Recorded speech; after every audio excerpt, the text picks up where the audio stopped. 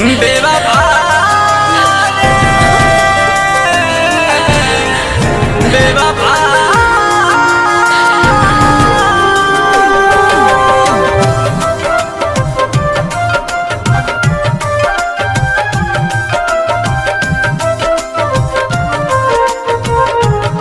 Music by Shams Jamil.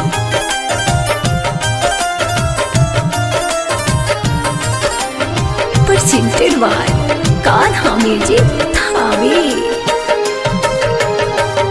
हमके रोइलू ठीक नहीं कैलू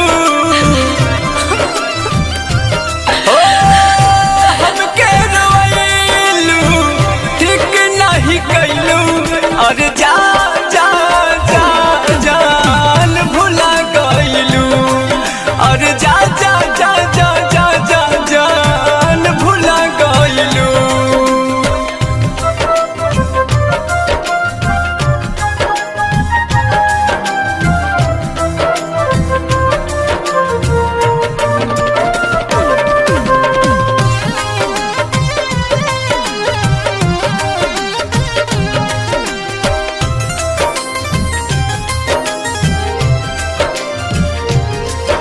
अरमान के हमरा तू सब तोड़ दिल बारू हो बिच राह में हमरा के तू छोड़ दिल बारू हो।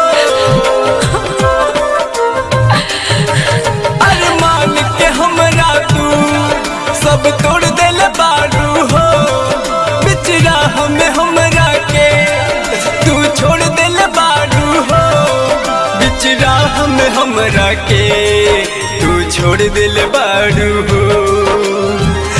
बहुत सतैलू हमसे दूर भैलू और जा जा जा जान भुला गइलू और जा जा जा जा जा जा जान भुला गइलू।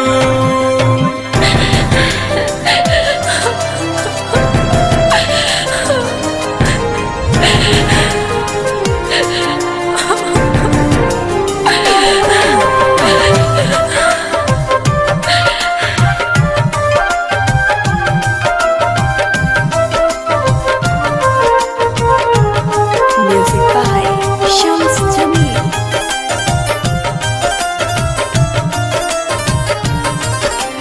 Presented by Kanha Music Thane. पहले तो कहत रहलू कब दूर न जाइब हो दिल से तोहके बीटू ना हम बिसराइब हो।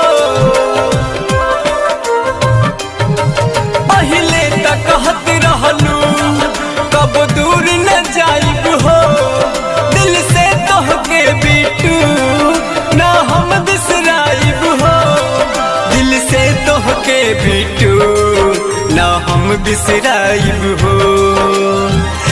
राइटर रविंदर संगे घर तू बसैलू और जा जा जा जान भुला गइलू और जा जा